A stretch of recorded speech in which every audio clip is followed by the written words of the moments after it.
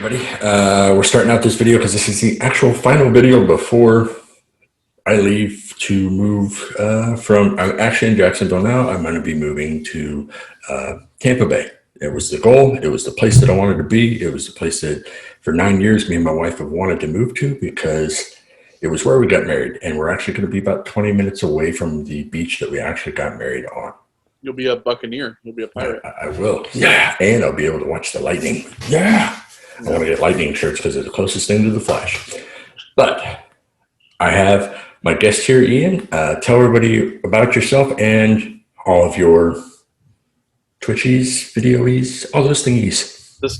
This sponsor, the sponsor of today's video, Razer, is not actually the sponsor of today's video. There's no sponsor. I was gonna just go full out with a Razer. See, it's sponsored, not sponsored by Hantwater, not sponsored by Razer headsets. No, I am Ian. I go by Human After Everything on pretty much all my socials, from Twitter to YouTube to Twitch. I'm a Twitch streamer who attempts to be funny. I've been doing streaming for about 4 years and have made literally no success over it. So if you come to my channel, expect nothing but the shittiest content you're going to get. I do playthroughs, full playthroughs when they don't break. Currently, right now, we're doing Crisis Remastered, God of War 3 Remastered, all the remasters, and Watch Dogs 2. Sweet. And, yeah, so that's... Getting prepared for Legion? Yeah. I'm trying to get Watch Dogs 2 done so that we can then start Legion on the new consoles. So, but we'll have Amnesia at the end of the month, and the next month is going to be Cyberpunk. It's going to be the biggest playthrough I've ever done. That's going to be awesome. Massive playthrough. I do like the idea that they had just kind of announced in the past, week, that the story for Cyberpunk is not going to be as long as The Witcher 3, so that the main story, at least, so that at least people can actually finish it, because they looked at the actual, percentage of trophies and achievements of people that actually beat the game, and it said 29%. And they were like, nope, we're going to fix that. So that's awesome.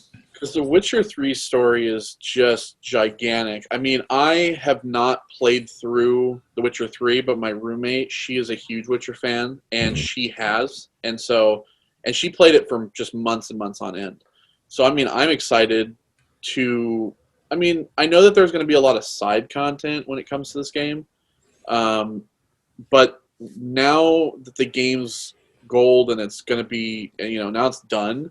Mm-hmm. There was a map leak today that showed off the physical map that you're going to be getting in the actual physical edition, and the map actually is quite large. So it's going to be the sponsor of Coca-Cola, not sponsored by Coca-Cola. We're off the rails. 3 not sponsors already. Jeez. I don't think I have. Well, I guess I do. For a second, I thought that said "Slut Life" on it. That could be arranged. For literally a second, I was like, what? Like, sir, you can't have that hat on here. You cannot wear that. That is so wrong. So you said the map. You saw the map? Yeah, it's quite a large map. I mean, I would say that it's probably. I would say, do I have a poster in retrospect? I don't know. It's a good probably like 2 feet in length. Mm-hmm. I mean, and it shows off. I mean, most of the map is going to be the actual city. The whole outer, like, Badlands type stuff, it doesn't look like there's as much, but I think there's going to be... I think it's just because there's a lot of open desert that's going to be there. So there's not really more or less, like, town names or city names or, district names. But there is oil fields up north, so I think that we're going to be able to go to those as well, which is cool because, I mean, those are shown off in the compendium and everything. So, have they talked about DLC stuff, like adding more content or adding anything, or is that pretty much just it? Like, the game is the game and that's it? I think it's still going to be how they did The Witcher 3. There's going to be a lot of free update content, but I think that they probably are going to do exactly what they did with Witcher, which is probably do 2 or 3 big paid DLCs. Okay.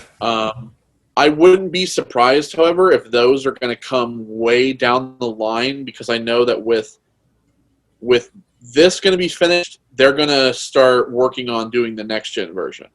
Because I think that was the big idea, was to then do a PS5 and Xbox Series X version of Cyberpunk. So I think that the DLCs, either what they'll do is the DLCs first, crank those out, and then release a complete edition or on the newer consoles, or they'll do the new system versions and then just do the DLCs simultaneously to roll out on all platforms. Oh, that would make sense. Yeah. I mean, that would probably be better for them. But yeah, I mean, it's probably going to follow the same thing as The Witcher in terms of how the DLC rollout is going to go. I expect nothing but flawless, fantastic content. I mean, The Witcher 3 DLCs were amazingly well done. They're synonymous for being really well done, so I expect nothing less from them. So I have a question, because if you've been keeping up with it, was it something that they took out of the game that they originally showed in the first trailer that I guess they were showing? What? They took out wall running from the game. That's it. Okay, because I couldn't remember. I thought I had heard rumors about them taking out dual wielding, but I wasn't sure. I think that there is no dual wielding either. I think they might have taken that out. Okay. But I know that wall running for sure was something that they took out because it was just a mechanic that I think that they said it didn't fit the game necessarily, but I think in my mind what it is that there's not enough.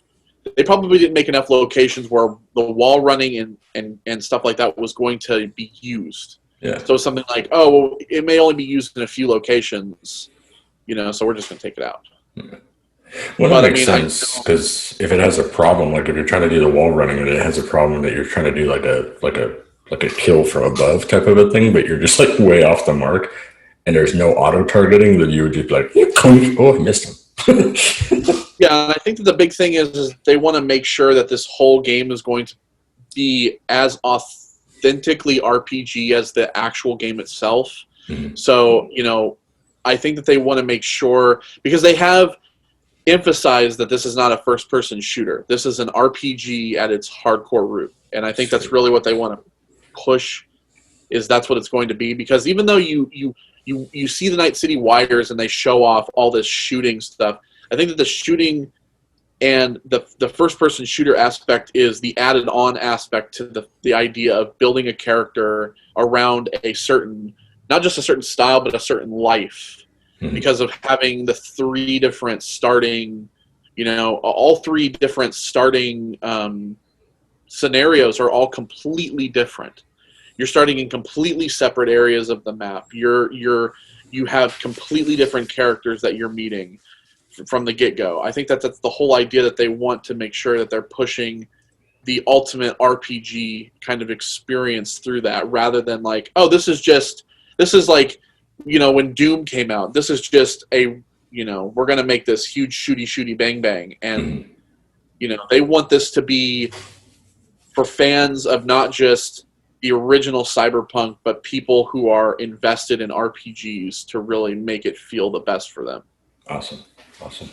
Yeah, because I watched, what's her name, Alana Pierce. I watched her video, and she had basically let everybody know that she's in the game, that they've taken a lot of YouTubers and people that they're in the industry or whatever, and they asked them to be in the game. And so she was finally able to unveil her character, but she said the only way that you're going to actually meet her character is if you're a nomad. Like, if your character is a nomad, that's the only way that you actually interact with her, I guess. So. Yeah, and that's the thing with a lot of these characters that are coming in, is that I really do feel that the best way that you're going to be able to experience this game is that if you do 3 playthroughs simultaneously that allow you to play each of these 3, classes, mm-hmm. and that are going to take you through this, because there's going to be definitely characters you're never going to see in one playthrough.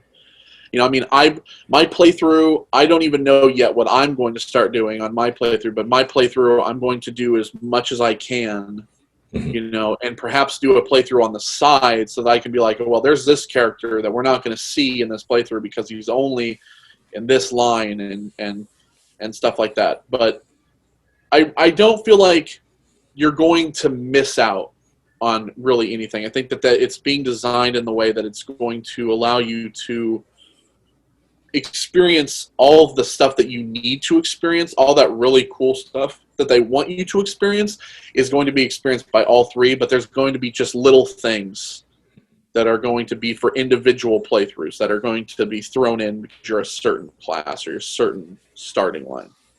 Well, I'd love to see, like, if they did do two big DLCs, like with The Witcher, I'd like to see them actually add classes. If is there anything that's missing from, the original game that that is possibly that could be added later? I don't know. I mean, the thing is too is that we just don't. As much as they've shown off, we know probably 1 to 2% of what this game is, Hmm. because we still don't know how Johnny Silverhand is incorporated into the main character. We still don't know how his whole story is going to be played out through this. We still don't know probably most of the characters that we've seen. We've seen just a handful, I think really just a counting on one hand list of characters that, I mean, to be honest, I wouldn't really know if there's anything that's going to be missing because we just don't know enough about the game, in terms of the entire story. Hmm. Because I think the thing is like, we know like these characters and what kind of story we're getting into, but do we know, it's like the main story arc. Do we know what the arc of the game is? No, we don't. We don't know how that's going to go. It's still kind of a huge mystery. So the idea of DLC to me is something that I don't even know how to touch because only they would, because they're the ones who know what they put into their original story.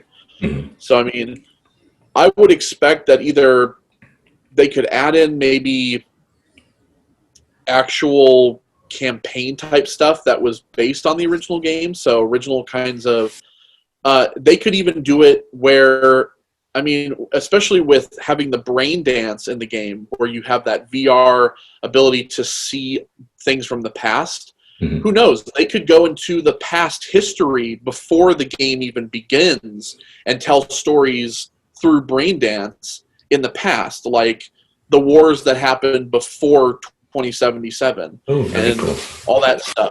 Like they could tell stories with that. That's completely possible. So I mean, they could do that. We have no idea. It's still such a mystery at this point.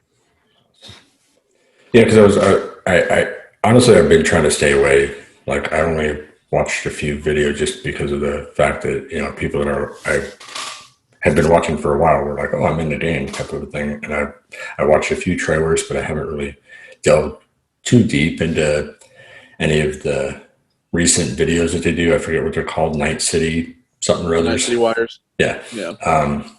And I kind of watched a little bit, but I was like, oh, I kind of don't want to be too engrossed in this to where I'm basically spoiling it for myself. But at the same time, I'm like, but I want to know, like, what type of a game is it really control wise? The only thing that I heard that was weird is that they said the katana was a little weird to use because it's not considered Well, a first person shooter type game. They said the yeah, and katana there's was a little multiple different types. From when they showed off the weapons video, there's multiple different types of katanas, and I think that people are going to abandon the katanas once they get those mantis blades, because those mantis blades are just going to be built-in destruction, and it's like once you get the mantis blades, you're not going to have a need for a katana. Like unless you plan on having mantis blades and then you're holding a katana as well, it's just like, oh, okay, well that's just a little extreme. But I think there's going to be some weapon hoarding for sure, because there's like a katana that's like blazing hot red that's like it's completely heated. There are some sniper rifles that can just blow the heads off of enemies in one hit. There's going to be some serious weapons that people are going to want to hoard because they're going to do a lot to get them. I mean, there's a lot of stuff. There's going to be some legendary weapons that are like, you're really going to have to work to get them. and I know for a fact that people are going to show them off. And then on top of all the weapon customization, it's going to get ridiculous. I mean, there's just going to I didn't know there was customization with the weapons. That's Oh cool. yeah, there's so much customization from how they look to how they work. I mean, there's so much in depth. I think that the thing is that people want to know if there's vehicle customization, and I don't think there is, because there's plenty of vehicles in the game, but I don't think that there's vehicle customization like people would want or expect. I don't think that that's going to be in there because they haven't talked about it, but they've really talked about weapon customization. I think that the biggest thing is that most customization is going to be you. It's going to be your character, how your character looks, the clothes they wear, how they look, what kind of augments they have. With all of that, is there a home base? Is there like a place, apartment, place to go to? I mean, you do have an apartment. I mean, in the past videos, they have shown that V has an apartment, so I'm assuming that there may be multiple home bases. I mean, you could think of it as, different fast travel points or whatever. So I'm assuming there's probably multiple. There's not just going to be one. There'll probably be multiple throughout the city that you'll be able to have, or different locations. So yeah, I'm assuming, because there's a part of me that wants to believe that the home base is going to be where I can store weapons, and then That's I can what I'm come to my wondering. home Yeah. base, and then I can be like, oh, I can have weapons displayed on the wall. And I can just, oh, here's my, this, and here's this, and I can pull these off if I want to use it for certain situations. Just like having a closet where I can go in and change all my character's clothes. It's, that's what I want to believe is going to be there, but we don't know until we get our hands on it. Yeah. I think they are keeping a lot of things quiet on purpose because they don't want to spoil it. Well, and my issue is that, I've come from the days of, being, I don't know, disenfranchised by games where it looks so amazing and you're hearing all this stuff, and then you go into it and you're like Fable. Expected so much from Fable, and it just, it cracked all over. And I mean, they got rid of the main guy from Lionhead that was basically giving all these like grandiose expectations. And they couldn't fulfill it by the time. Peter Monaloo, yeah. And so, but with this, it looks good, and it's a little. I know the things that are probably going to upset people are going to be nitpicky crap. I mean, it's the not having a third person perspective is already what people are bitching about. Yeah. I really think that I don't really see the necessary for it. I understand why some people do, because they want to be able to look at their character's costume and everything, and Look in the mirror. But I mean, you should be able to go into a place and look in the mirror, right? Go in the bathroom. Well, yeah, of course. I mean, and there's going to be a photo mode, so it's not like you won't be able to show off your character anyway. That's cool. So I mean, it's CD Projekt. I mean, it's with how long this game has been in development, 7+ years. I feel that it's to be trusted. People loved The Witcher 3. The Witcher 3 was very well done. Sure, there was some things that people bitched about, but I mean, I think that we're at a point where we look at The Witcher 3 and it's universally acclaimed. I think that if CD has put enough work and effort into this as much as they have with The Witcher, which they promise they have, I don't doubt that this game is going to be a masterpiece. I'm not saying that it may be a masterpiece at launch. Yeah. It may take some time. There may be some updates that need to happen, but I feel like once it gets around to being done, it will be a grandiose vision that I think will stand the testament of what their work is and what the cyberpunk universe is. Yeah. Well, and I don't remember Witcher 3 having any, I don't know, meme fest of people, basically making fun of it in any way. The horse stuff was bad at launch. That they would not want to cross bridges. They didn't want to cross creeks. There was some horse. And that was it, right? Was that it? Was it just the horse stuff? I don't remember. It's been so long, I don't really remember. But I do remember there being some glitches and things that people did make fun of. But I do know that there was some of that back, like when Assassin's Creed Unity came out. They had those images of just the eyes and the mouth. That happened in The Witcher a couple times. Oh, okay. So it did happen. Okay. Yeah, your facial animations disappearing. Yeah. So we will be looking. We'll be we will be looking for that then for this game. Hopefully I that mean, won't be an issue. and the thing is, too, is that it's possible that this game could have a lot of problems at launch just because it's launching on these current systems. I Yeah. mean, over the last 2 weeks, I think that we'll get into that once we're done with Cyberpunk, but over the last 2 weeks, there's just been a lot of talk about how well these systems run, and it's nightmarish how good these systems are running. So, I mean, I think that Cyberpunk will run definitely better on the new systems for sure, by all means. But on these systems, on the current gen, I think it's going to run as good as it gets. It's going to run as good as it can. Yeah, and it's going to push those systems to the limit. Oh yeah, you bet your ass your system's going to be roaring once you're playing it for multiple. I mean, I play Days Gone, and my PlayStation's like, I'm dying here. Throw water on me. Wait, I'm electronic. Son of a bitch. yeah. So yeah. Well, and that's the thing. You pre-ordered both systems. You got them set, right? Yeah, I'm one of the fortunate 5 in the world who have both consoles. I pre-ordered a PS5 at 1:30 in the morning from Best Buy the day of, and it has not been canceled. Okay. So people have had their stuff canceled? They have, especially from Best Buy. So I was able to secure I of course bought the one with the disc because I'm not all digital.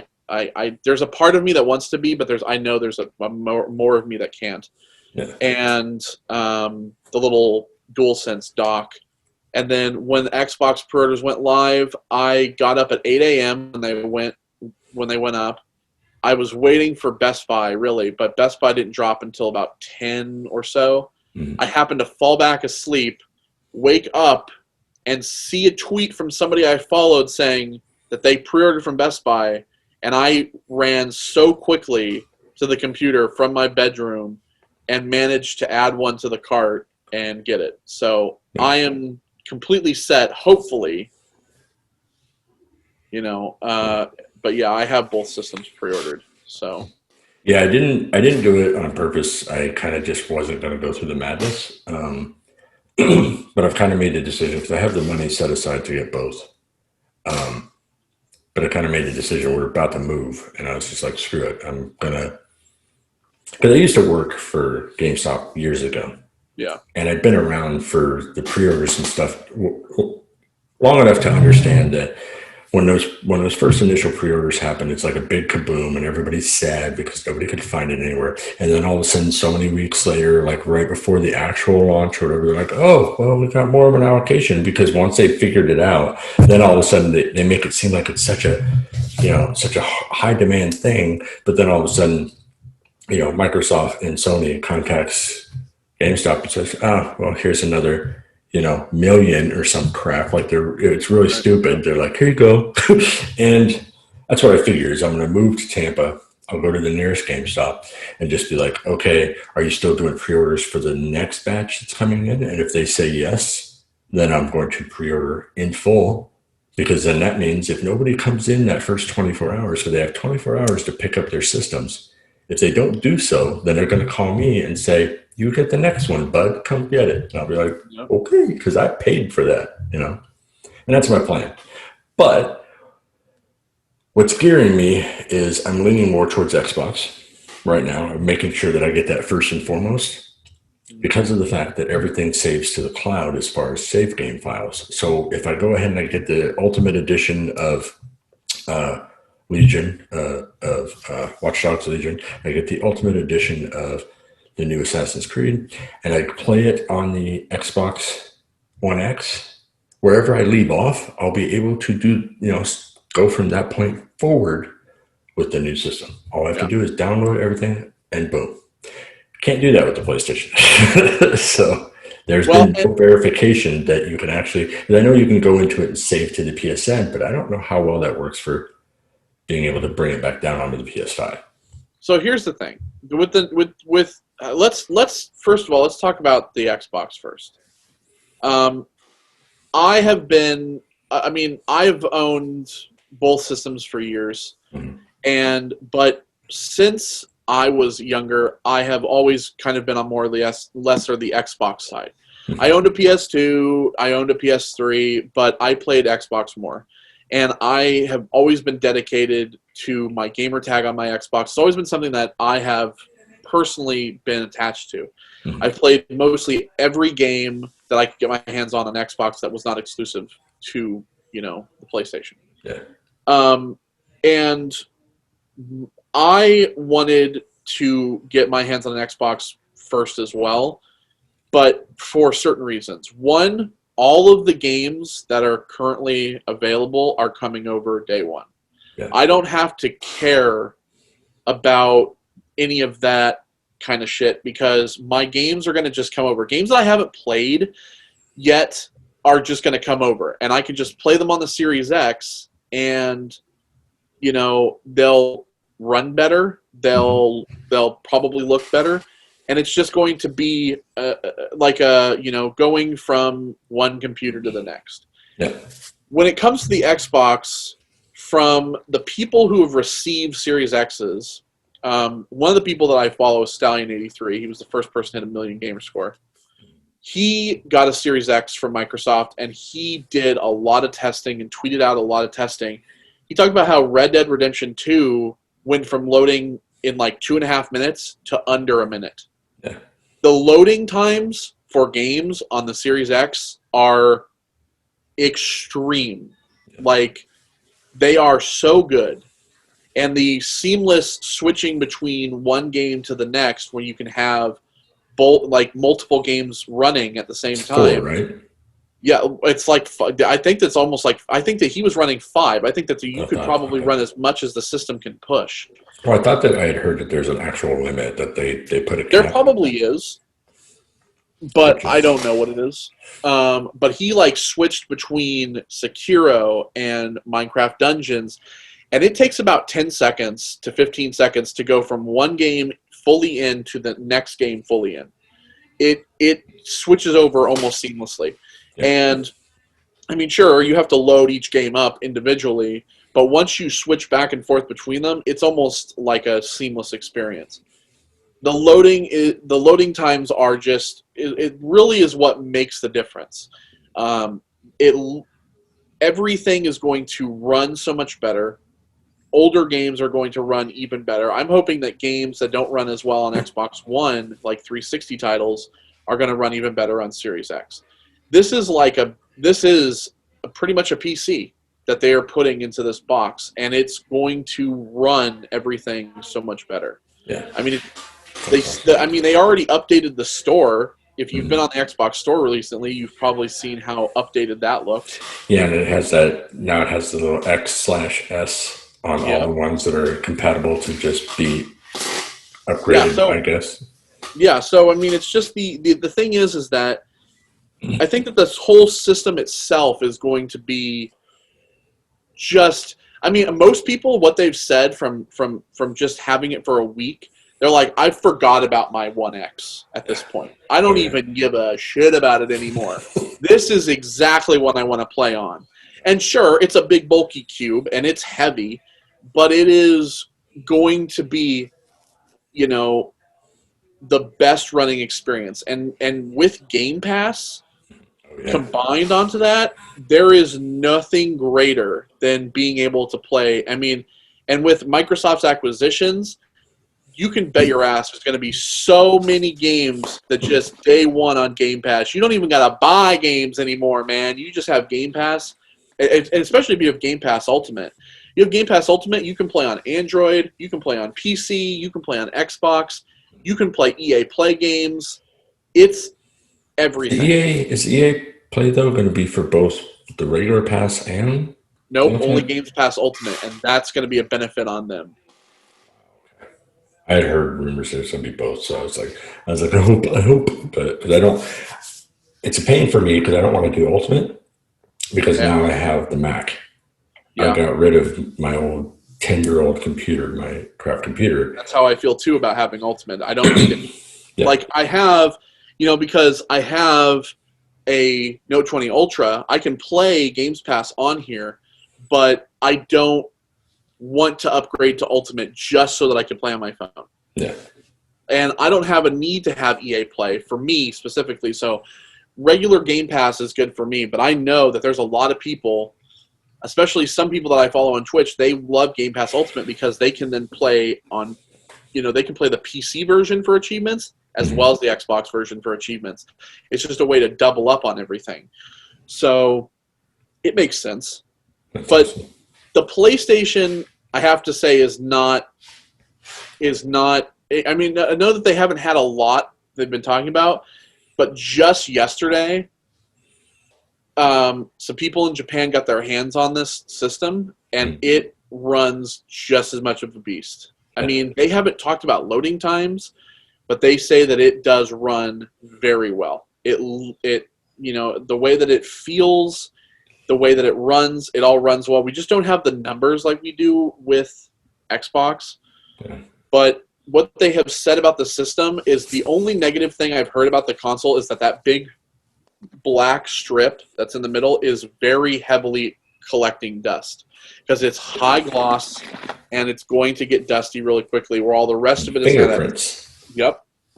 While the rest of it is that satin matte finish. Mhm. And the DualSense is like that too. It has all that satin matte finish with that kind of textured grip of all the little PlayStation symbols on the back. Yeah. But what they've said is that the haptic triggers for the PlayStation feel just as fantastic as they should. I mean, I can only assume they're going to work as well as the Xbox ones do. But we just don't have all the loading time numbers to really know. Well, and I had heard the one bad thing that I had heard that was floating around was that was from a developer standpoint was that um, because of the teraflops or whatever, that the actual Xbox is a little bit higher than the PlayStation. It is, but not Yes, by much. It's but very minuscule amounts. yeah, but what they're saying is because of that amount, the Xbox can actually sustain itself and just stay at the high plateau and just stay there while the PlayStation, once it gets to that point, has to start tapering off. It has Yeah. to start slowing itself down. It has to calm itself down.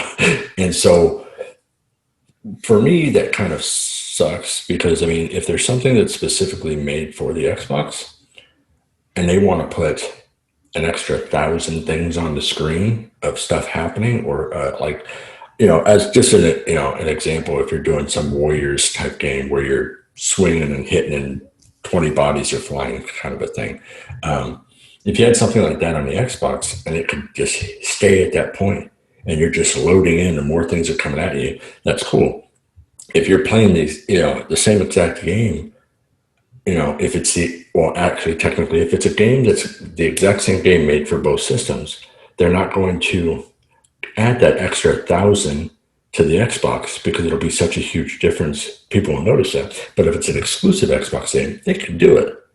And that's what sucks is that it means that they have to taper down a game because it can't be that much better on the Xbox than it can be on the PlayStation because PlayStation will freak.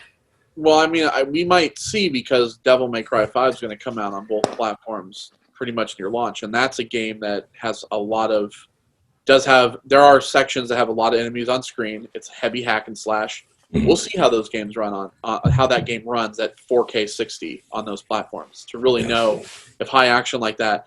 I mean, I personally don't think that the PlayStation's going to be hindered by anything like that. I think that developers that develop exclusively on PlayStation, be it Insomniac, be it Naughty Dog, they're not going to have an issue. Yeah. I feel like they're going to be able to create. I mean, we saw what Naughty Dog did with Uncharted 4. Uncharted 4 was like the best looking game that had ever come out for anything on a console. Mhm. And seeing that, it was miraculous to look at. Yeah. And I mean, despite all the controversy with Last of Us 2, that game is gorgeous. There are sections of that game that are just jaw-dropping to look at, Mhm. especially near the end with the farm. There's the farm, you get to see this huge, vast expanse of land, and it's beautiful to look at. And that's running on the PS4. I can only imagine what these guys are going to do with PS5 technology. Because I think that there may be some developers or maybe some games that may be hindered by just that little bit. but I don't know if we can really tell yet, just because of that may be something 2 years down the line that we talk about. Yeah. For all we know, they may decide to come out with a PS5 Pro at some point and just ramp up, and it could just get even more powerful than the Xbox. Yeah. I mean, I don't really know. All I know is that with what's going to be on PS5 at launch, besides all the third-party stuff, the Demon Souls remake looks great. Yeah. I mean, I'm not going to play it, but I definitely want to watch a playthrough because it looks phenomenal. Yeah. The Spider-Man looks great. I mean, I know that there's that controversy with the whole face change of Peter right now for Spider-Man, which I actually don't mind. I think it looks decent, but everything I think is going to look fantastic at launch. And I think that we're going to have to wait maybe a year or two to really see where the roadblocks are going to be when it comes to developing on either PlayStation or Xbox. Because I'm sure that there's going to be, because it's like, where do we go from here? Well, we go to 8K. That's where we're going. Yeah. That's the next step. Well, and I guess my thing, even with the newer systems, I have it connected to a regular 1080p TV.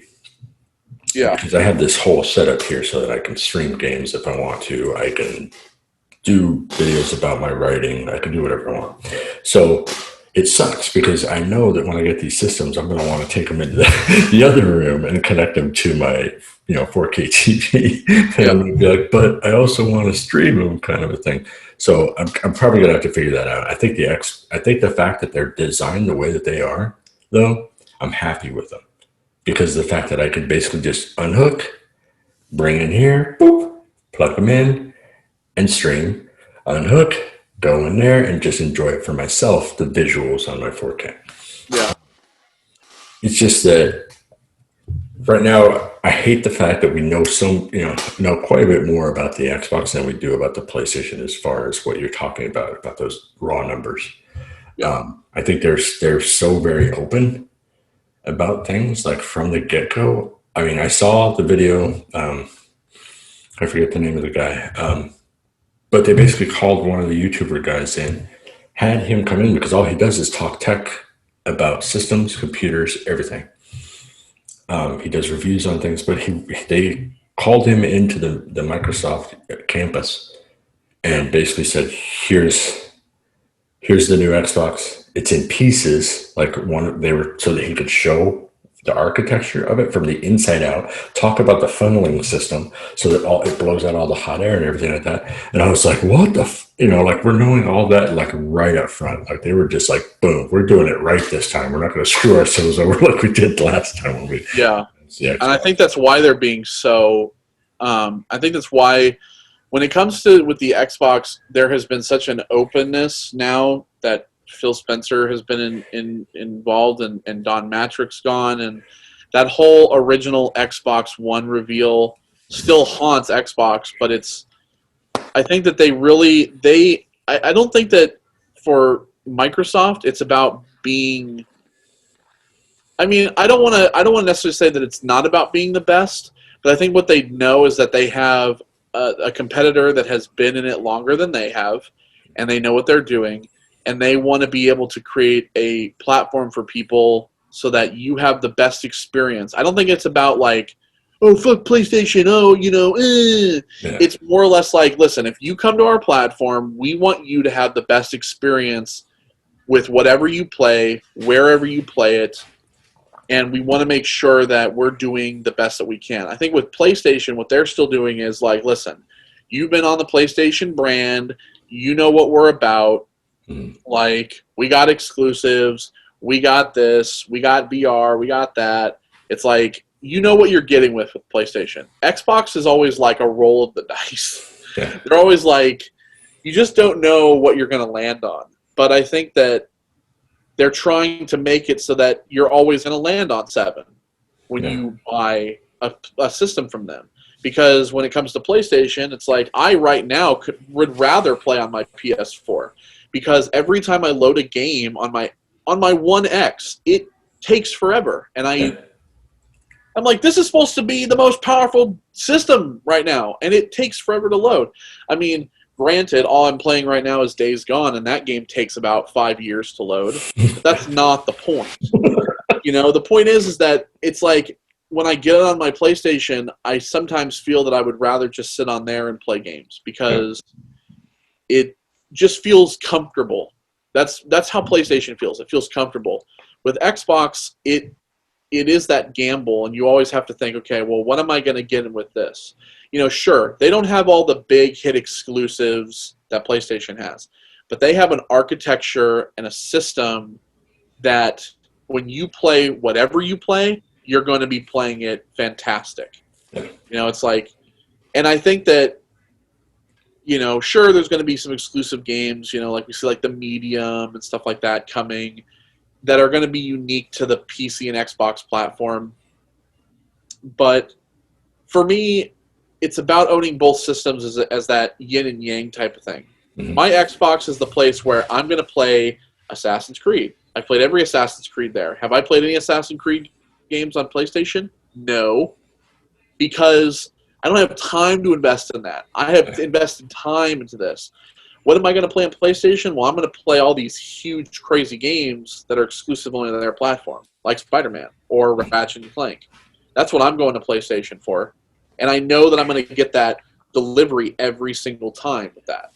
So do you think, here's my question now, because of what Xbox did before, when they accidentally kind of screwed themselves, shot themselves in the foot when they were basically kind of trying to get away with the actual, let's get rid of discs and blah, blah, blah crap.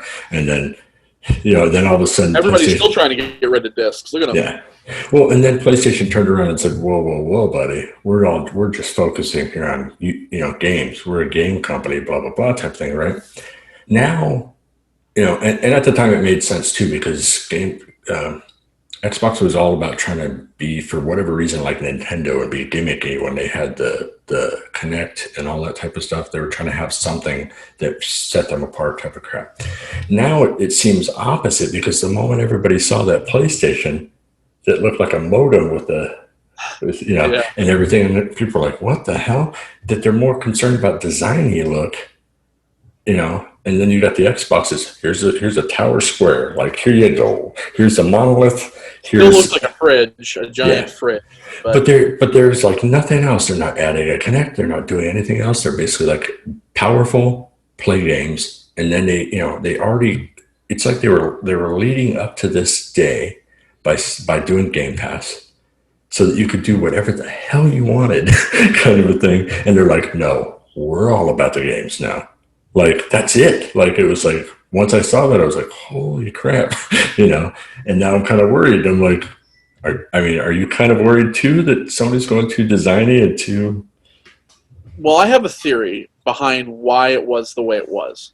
Because at the time, when we were coming out of the 360 era, I think what Xbox saw was what everybody sees now.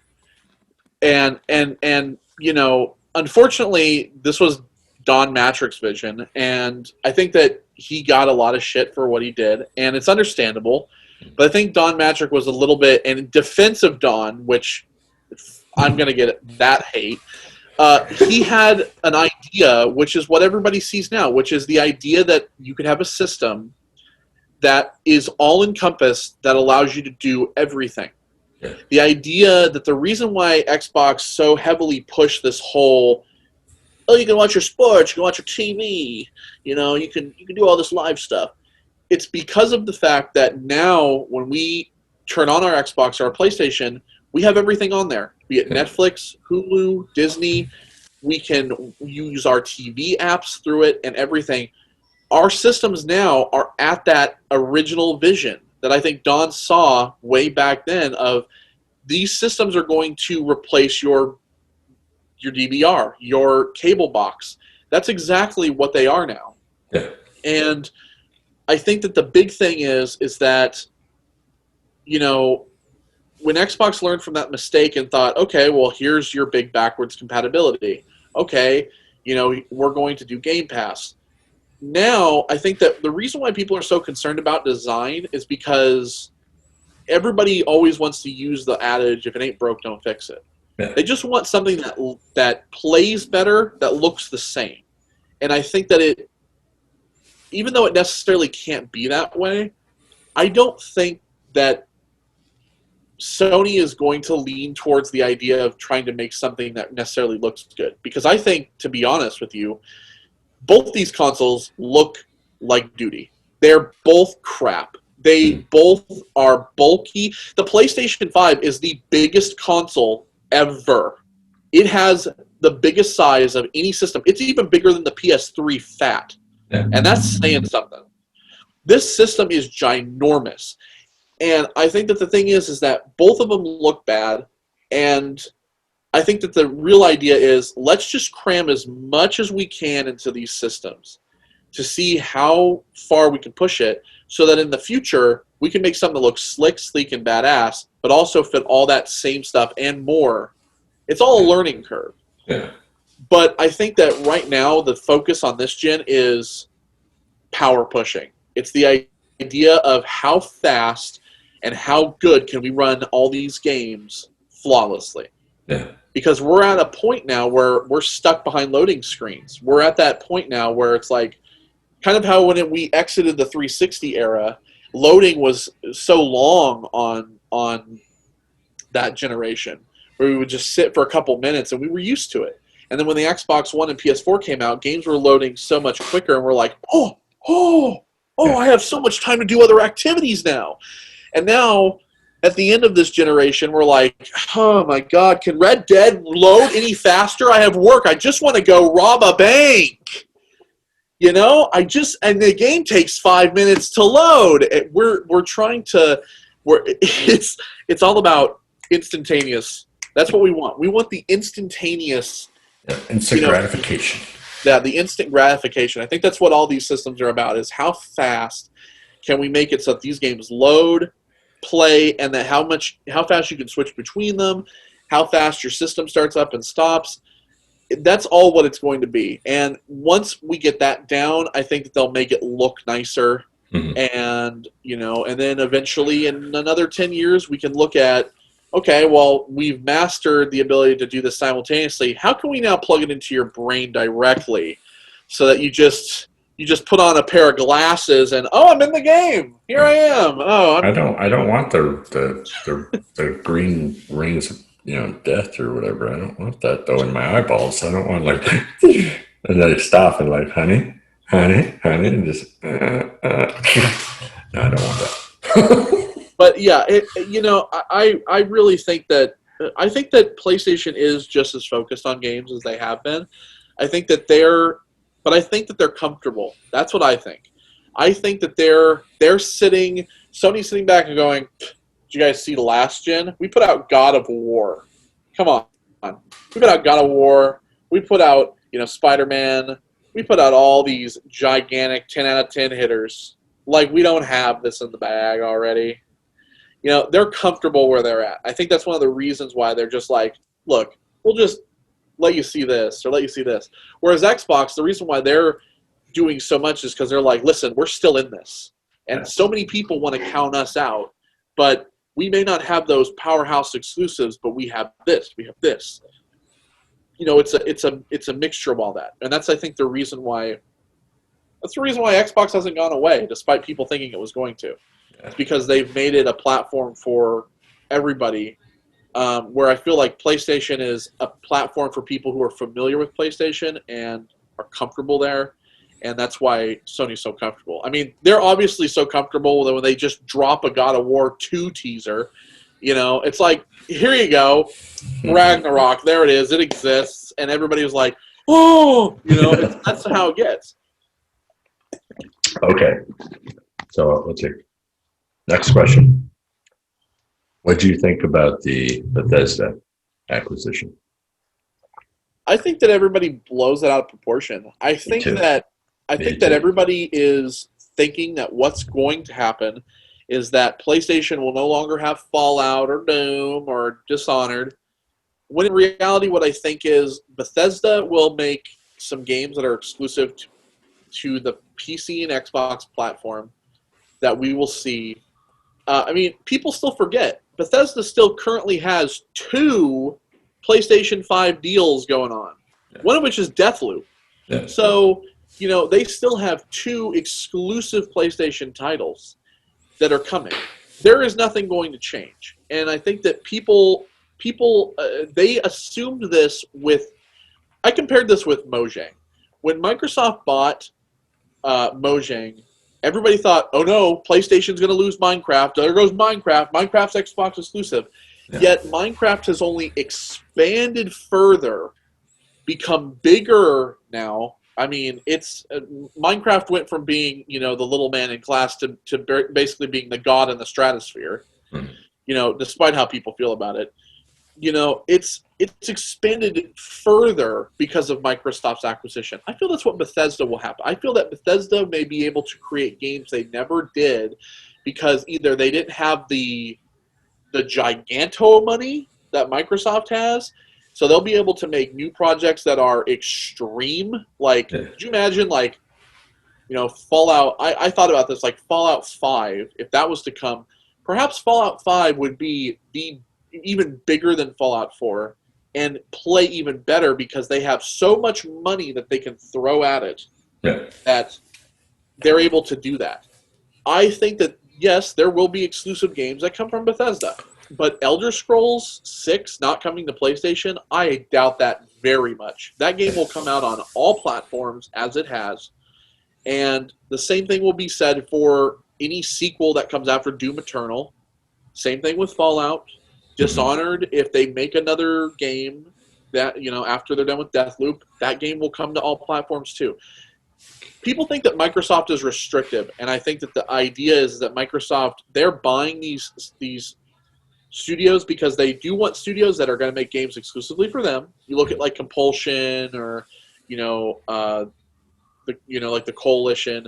You look at them, and those studios they want just for them. But these big acquisitions like Mojang and Bethesda, they're still going to make games for other platforms, but they're going to be boasted by that Microsoft money train. Yeah. And that's what I personally think. I mean, I thought it was a baller of a deal. I mean, with how much they paid, that money that they paid for Bethesda was the money they were going to pay for TikTok and did not. So it's like, I think that was what it was, is that when the deal with TikTok didn't go through, they were like, well, I didn't get TikTok, so I'm just going to buy a big old company, and here's Bethesda, I'm going to buy them. No, I truly think Bethesda, the deal between Bethesda and Microsoft's probably been in the works for years. It's probably been in the pipeline for a couple of years now. Because it helps Game Pass though, right? Like, I mean, isn't that I don't really see them restricting. I see them basically day one Game Pass, but on PlayStation, you got to buy it. Yeah, of course. And that's the thing is that people are going to be like, well, if all I have to do is pay this $10, $15, whatever a month thing for Game Pass, I'm going to go to Xbox. Screw PlayStation. Why am I going to pay an extra $60 for these games? That's the reason why Game Pass is such a sweet deal, is because there's been so many games that have come out on Game Pass day one. I mean, I think that one of the newest games that's come out on Game Pass day one is Minecraft Dungeons. Minecraft Dungeons was mind-blowingly good for what it is. Yeah. Like when I thought, okay, well, this is just going to be a Diablo type, game that takes place in Minecraft. It's going to be. I haven't tried it yet. I thought, it's going to be a good, few hour play. I sank 35 hours into that game. Oh, damn. I beat it. I beat it I was like, it's like Diablo. It's just as addicting. You get into it and you're like, I don't want to stop. I don't want to stop. And that's how that game feels. And it's like games like that coming out on Game Pass, that kind of quality, when Bethesda starts dropping games, like, let's just pretend, oh, here's Dishonored 3, day one on Game Pass. Oh, I'm going to buy this game? I'm paying $10 a month for this? Yeah, it's a benefit. Sure, I'm still probably going to buy the games regardless of having Game Pass because I buy collector editions. So it depends on, like, if this deal would have happened years ago and Dishonored 2 came out on Game Pass day one, I still would have bought the collector edition of Dishonored 2. But the thing about these games on Game Pass is that it allows me to not have to put my disc in. that when I install from the disc, it will still just play because it plays off the digital version. Yeah. So I think that it's an acquisition that is smart in the long term for Bethesda. I think that's smart for Game Pass owners, and I think that the people who are upset about it just need to look at Mojang, what happened with them, and just sit back and relax. I can understand, if in the future, if they were to go like, Doom 3 coming only to Xbox, I can understand people being upset. Yeah. Just as upset as people are with, I'm not going to get into it, Final Fantasy 16 only on PlayStation. I'm not going to talk about it. This will turn into we're not going to get into that. Okay. The whole idea I'm excited for that, but I'm not. I know.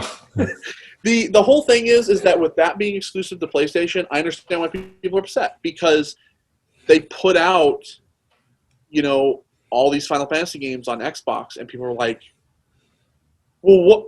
Just like with the Yakuza series. Yakuza was only on PlayStation, and now the entire series is starting to shift over to Xbox. And now Yakuza Like a Dragon is going to launch on Xbox before PlayStation. And you're like, what? I did not know that. That's awesome. Yeah, it's crazy. And it's people, I mean, sure, Xbox doesn't have 3 through 6, but they'll probably get it, probably eventually. But yeah, I mean, Yakuza 0 and Kiwami 2 were such huge releases for Game Pass, and they brought a revitalization to that series I don't think we've seen in years. Like, Xbox gamers, there was, what was it, like 4 or 5 years ago, PlayStation gamers, well, let's say fanboys. Let's not say gamers. Let's say all the shitty people. The fanboys are like, well, Xbox people don't care about JRPGs, and they don't like Japanese games. Yakuza just came over. People cannot get enough of that. They eat that shit up on Xbox. And now the architecture is changing, where they absolutely love those Japanese developed games, RPGs and stuff like that. So to take Final Fantasy away, I can understand why some people are upset with that. But I don't think that with Bethesda, they will disappear off of PlayStation. There will be games that won't come to PlayStation, absolutely. But there will not be main ginormous titles that don't come. I really don't believe that. Yeah, I think the only thing that I heard that people do think might become exclusive is Starfield. I heard that they may choose for that to be, but that was it. I think everything else, because a lot of the other names have already been released in some way, shape, or form on other systems, that they'll go ahead and still do that, because everybody, so that they're not screwing over fan base stuff. But when it comes to like Starfield, it's brand new IP. Put it on Xbox. That's it. And perhaps it could, but the thing is that I think there was like a couple leaked screenshots from a very early build of Starfield that just came out not too long ago, and it didn't really show off anything. So I don't really think we know enough about that game to really say, oh, are we going to lose out on something good? Because I don't really know. Yeah. Like, for me, I personally am not really excited for it, because I look at games like No Man's Sky and stuff like that, and I think a lot of these big space epic type games, they take a long time to develop, and they don't really come out too well. Yeah. I mean, and we know Bethesda's track record with glitches and bugs, and I just don't know how I feel about this. Well, I was hoping that it was going to be more of along the lines of a BioWare type of a feel of a space game, but that was what I was hoping for, but we don't have enough information. Hopefully, hopefully it will be more like that Mass Effect type. Yeah, exactly. Vibe. So, next question. Have you seen any? I've looked. I haven't found any yet. But have you seen anything about the operating systems for either of the system, as far as what they're going to look like? Are they going to look exactly the same as they are now on the PS4 and the Xbox One? Well, the UI for the Xbox Series X, I know, looks pretty much identical to how it does now. Okay. Like I said, with the store update, if you've been on the Xbox store, the store it has this new update. And that, I think, how that looks is how the UI on the entire system is going to eventually look. I believe that's kind of the idea. But there has been some updates to the UI on Xbox One currently that have looked different. They did change up where the the reminders and everything are in that open menu. In terms of the PlayStation UI, it is completely blocked. Nobody has seen nothing of that yet. Okay. So I can only assume it's going to be an updated version of the PS4. But, with how everything looks currently on Xbox One, it's pretty much going to look like that at launch, and it will probably look a little bit more streamlined like the store does over time, because I love the look of the new store. I went on there and I was like, I am in love with how this looks. And I think, and I've heard rumors of this, and I'm not going to say it's true. It's just a rumor that's been flowing through Reddit a little bit. I've heard rumors that it may be possible now that they're going to have actual themes like they do on PlayStation on Xbox. Like moving themes with music and everything like that, like they do on That would be awesome. It's just a rumor. They have not confirmed that that'll ever happen, but with the way that the architecture works, it's possible, and with how the store looks, I would not doubt that may be something that comes to Xbox. I would be happy with that if they did a theme situation, but also if you bought a theme or if you bought a game and it gave you a theme, that it also gave you clothes for an avatar, the newer high-res avatars that match the theme. So it's all just encompassing. Because there's cool. I feel like the avatar system on Xbox is almost, it's like the modern day Kinect. They've kind of just left it behind. I feel like they updated it and they're like, hey, we updated it, but I feel like nobody cares about it. Like, it was such a big thing on 360 because your avatar you saw constantly, and on 360 there was so much stuff you could buy and make your avatar look so cool. And when not just that, it was associated with the achievement. Like, they made it to where if you did stuff in Red Dead, you unlocked the sombrero, you unlocked the different things. You unlocked stuff, and they abandoned that so fast that I was just like, what the That's what I'm saying. I feel like the avatar system is kind of going to go the way of Kinect. I feel like it will disappear with this new system. I feel like they're going to get rid of it because it's kind of like, it's kiddie. I feel like these new systems, they're trying to make it, I'm not saying that they're trying to make them less kid-friendly, but it's just like, when you look at 360 is kind of like a clown car. It's kind of a wacky, like, it's a lot of bright colors and like, ooh, avatars, woo! And these new systems, they're much more serious, refined, because they want them to be for adults as well. They want an actual mature adult to go, oh, I bought this system that I can play video games on, but I can also watch, the newest episode of, Raised by Wolves. Yeah. Not sponsored by HBO. No. Yeah, it's just like, I just feel like they're trying to make it less kiddie, and so I feel like avatars will eventually disappear, and I'll just... Well, I'd be happy, too, if they went back to the kind of the, like when you play Call of Duty and you go into the actual multiplayer, you unlock the little, like, tags and stuff, like the new picture or the new, background or whatever like that for your whatever. I forget what it's called. But if they did something like that for this, where, say, you play a game, you get the achievement for beating or getting to certain points in the game, then it unlocks the little background tags that you can put back there so that when people see it, they automatically go, oh, he beat the Joker in this Batman game, or he got as far as beating, this bad guy or this main boss or whatever. Or then you unlock the picture of, okay, he got to the point in this game where he unlocked Captain America or something. So he got Captain America's picture. It would be a very easy thing to do with very limited little JPEG looking things. It would be so much simpler than having to have Rare, because that's the whole point of it. Was they were all the people for Rare were spending all of their time in the beginning making all these costumes and stuff for these avatars. They created the avatars and they were designing all of those. They weren't making games. Yeah. They were busy doing all the damn avatar stuff. Exactly. Yeah. Well, they did with that with the achievement art. Achievement art needs to get so much better because there's so many games that come out. It's just like, oh, here's a little symbol with like a black background of like. But then there's some developers who just go full balls out, like Arcane does, where they like when you unlock an achievement, there's a piece of concept art, and you can put that as your background. That's the coolest thing about with achievement art is that you get like this when they do it well, they do, you can get those art and you can put it as your background on your Xbox. I mean, I don't typically use it because I just take, I'll take backgrounds and I just put them on via USB drive.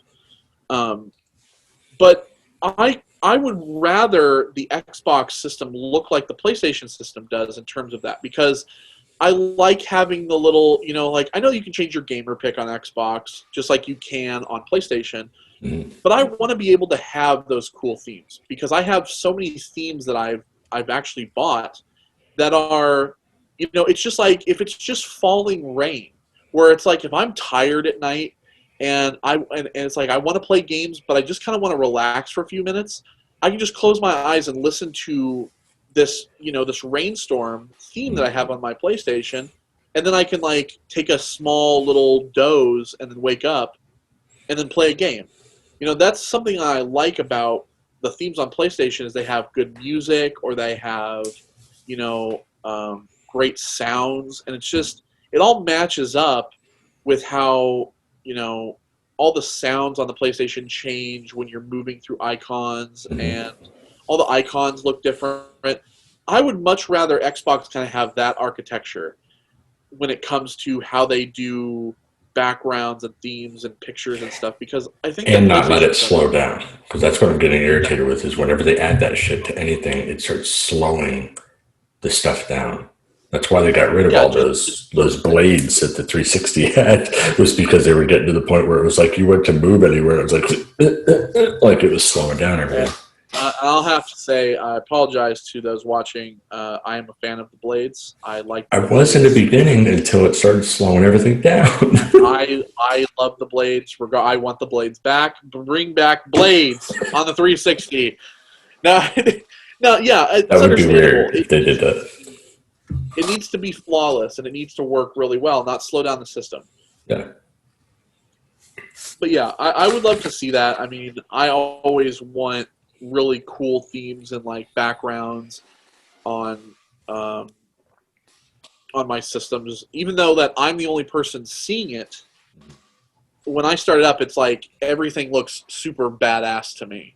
Yeah. So it's like, oh yeah, it's like, oh, look at my cool background that I have. It's like, because I'm a big pattern guy, so I always love taking like really cool like eye-bending patterns, and I make those my background on Xbox.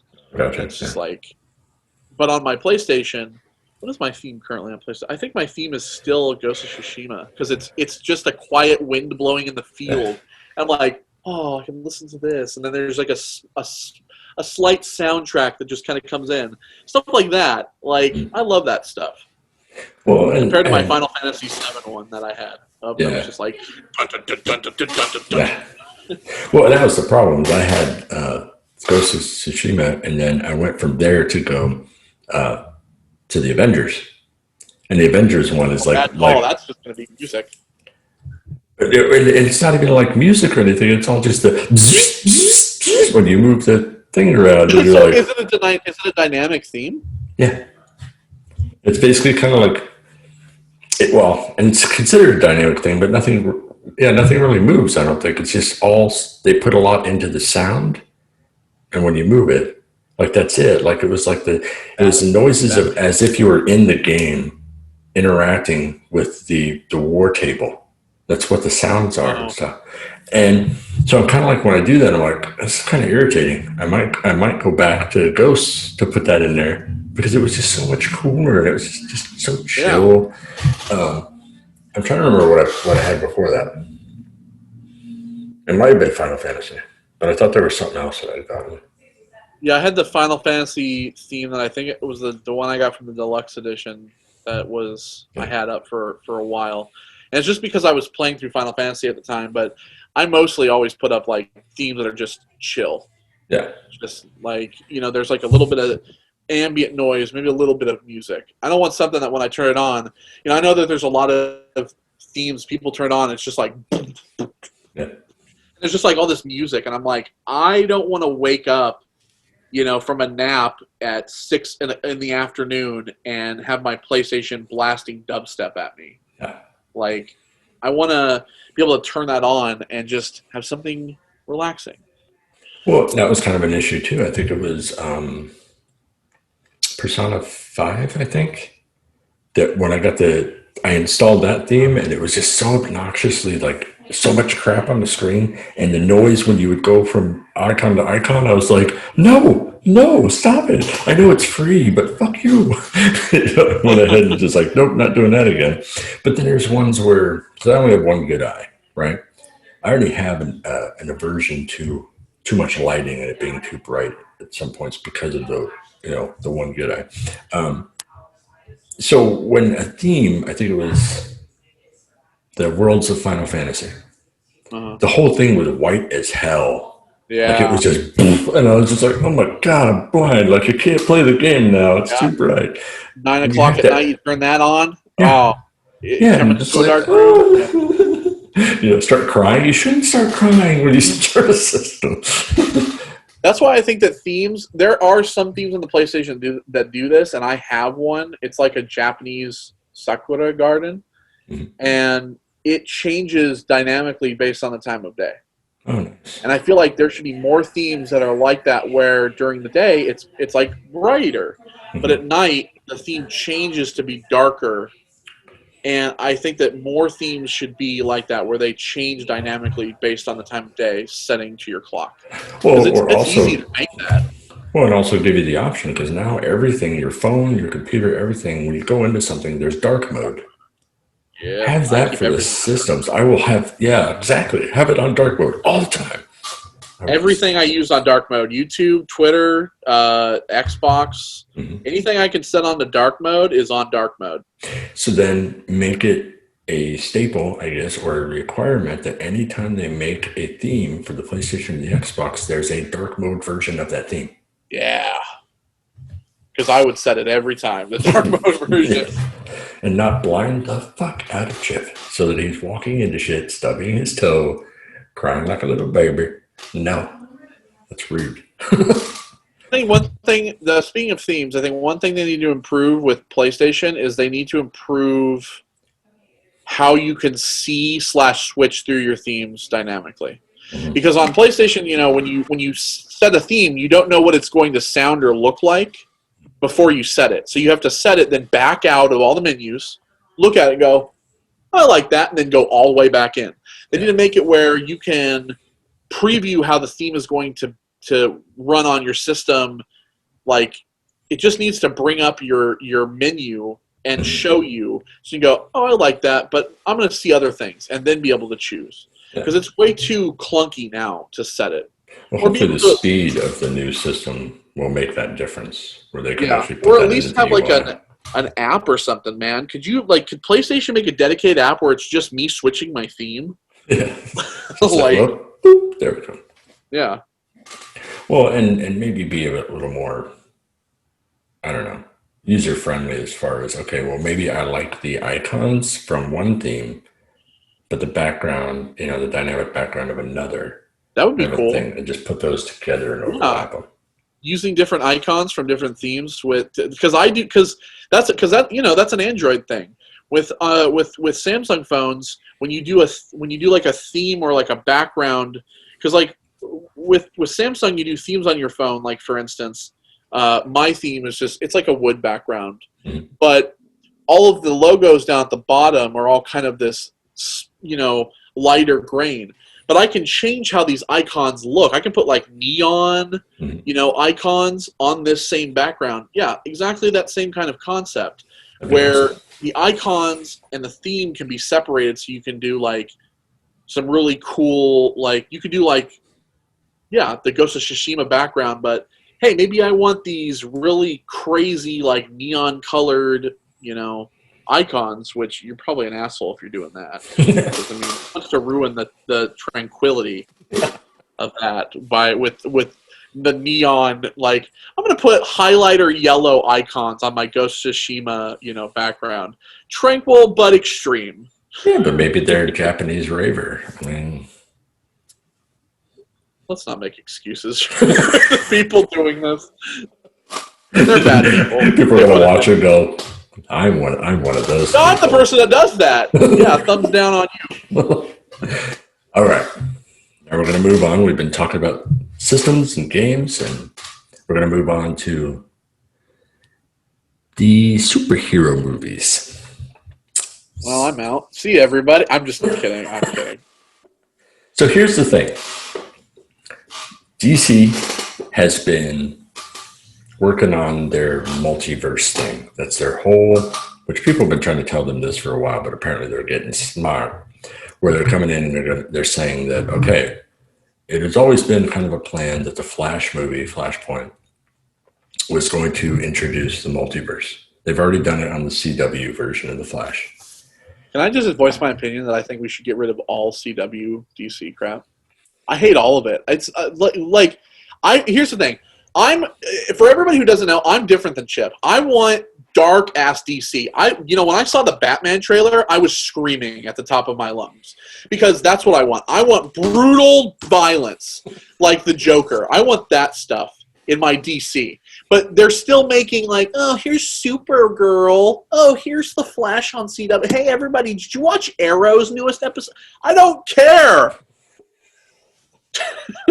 Well, my personal feeling on the CW stuff is that every season seems to be more of the same now. I've heard they were decent shows, though. They are. I mean, shows within themselves is good, but when it becomes a story arc thing where it's the way CW shows seem to always work, and it started out essentially with Supernatural, is that you would have a story arc type of a situation that you would think was like the end all be all. Holy crap! They got to figure out how to defeat this dude. Blah blah blah. Thinking that's like the X-Files. It was the X-Files format where they would have all the different random episodes, but they had an overarching story. Yes, but see the difference here is when they did it, you would think it would last all 22 episodes. It wouldn't. They would all of a sudden defeat and deal with by the 11th episode or whatever, and then all of a sudden, oh crap, everything went to hell, and they got to figure this out by the next. So they do the Walking Dead format, where they do half a season and they end on something big, and then they come back and they do more. Yeah. Yeah, okay. Because you're thinking, okay, the Reverse Flash, they got to deal with the Reverse Flash, okay, and then they get to the season, episode 11 of that season. Oh, they dealt with him, but there's an even bigger baddie. The whole reason why the Reverse Flash was here, or some crap like that, or was in the background the whole time, type of shit. So that's my issue with the CW stuff. So screw that. But the coolest thing that happened, which was part of a bigger plan, was that they did the Infinity Crisis type situation on the CW. And when they did it, the Flash from the CW met the Flash from the movie. The movie, yeah, I heard about that. And that was like, he's sitting there going, what the and they had this moment where you're like, wait a second, all the other worlds were destroyed. So that means there's a universe outside of this universe that you're talking about, kind of a thing. It was really weird. And when they did that, everybody went, whoa, that means they're going to take this scene, because the scene was filmed to where it could actually fit in the Flash movie. Like, it looked different. It did, even the camera, like the lighting, everything didn't look like a CW movie. It looked like an actual film. Yes. So it's like that scene itself can actually be Zack Snydered up, or whatever you want to Maybe say. It will be. Maybe it will be in the Flash movie, and we just don't know it yet. Exactly. That and that. With them doing that, though, so here's all the news that's happened so far, is that they've already signed Michael Keaton to come back as Batman. Yeah, all the I've heard about that. The whole fact that with the Batman, because they're doing that with Spider-Man too. There's the rumor that Tobey Maguire is going to come back, and Andrew Garfield, because Jamie Foxx is already coming back as Electro. He's just not going to be blue. Yeah. So, are they trying to just are both franchises trying to just bring some combinations here? They're trying to outmaneuver each other, because apparently all the news is coming out of how good this Flashpoint could make the DC universe. Because the whole point is to let everybody know, when this Flashpoint thing happens and you realize that there's different Batman, you're not comparing Batman to Batman like this one's better than this one or whatever. You're realizing there's many universes of Batman. I can watch every Batman movie they put out and love them all differently. It's fine. Kind of a thing. I may not like the shows, but that's going to be so cool. Like, there's nothing cooler than like the idea of like you're gonna have. Could you? I mean, I know that like Bale's not coming back as Batman, but like, could you imagine having Ben Affleck's Batman, Michael Keaton's Batman, Christian Bale's Batman, all in a room together in one thing? That's holy shit. That's like nobody would have ever thought of that. It's like they're three completely separate franchises, basically made at all these different times. Oh my god. Well, okay, so this is the thing: is that they got Michael Keaton, and now they have Ben Affleck. Yeah. So he's going to be standing next to Michael Keaton in this Flash movie.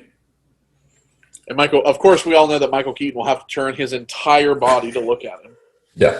Like, well, and that's the thing that people don't know yet is he going to just be Bruce Wayne and be out of the suit, already retired?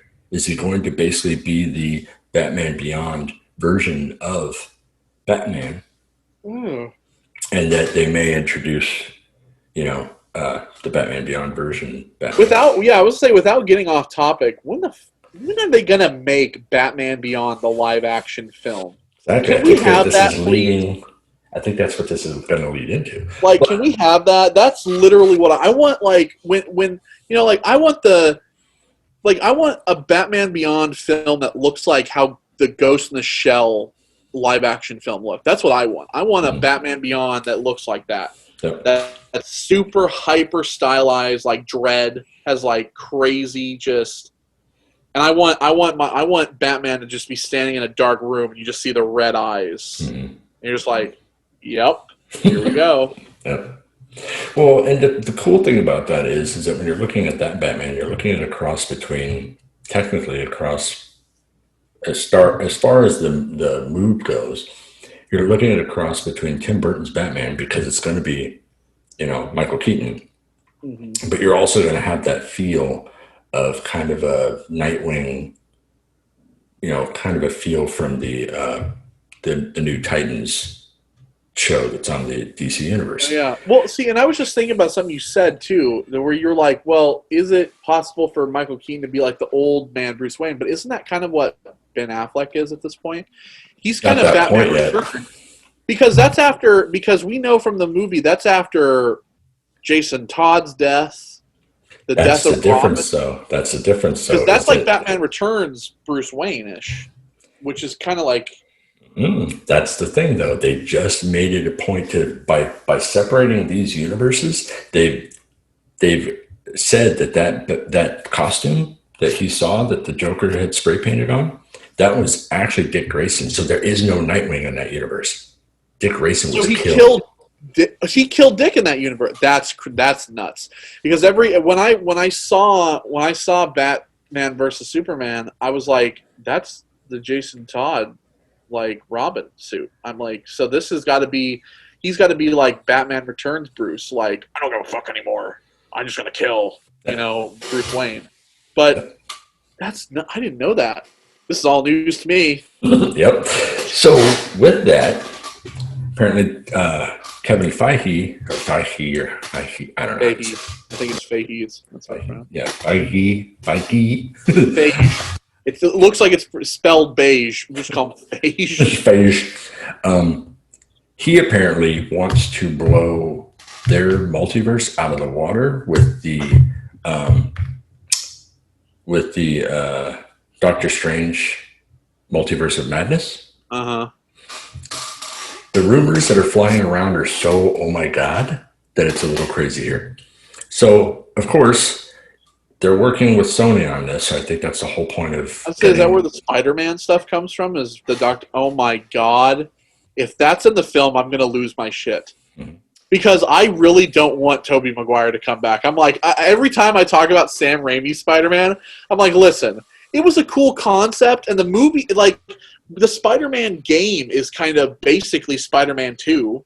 Mm-hmm. And I'm like, listen, they're cool, but Tobey Maguire's a loser. Like, I didn't like him as Spider-Man. Like, I can appreciate the ideas that came from that, but here's the thing, though, bud. Did you know who's directing The new Doctor Strange movie? No. Is it Sam Raimi? What the fuck? I don't pay attention to this stuff as much as you do. Oh my, it's gonna happen. If there's Tobey Maguire's pizza boy ass is gonna be it's gonna be in Doctor Strange. I know it.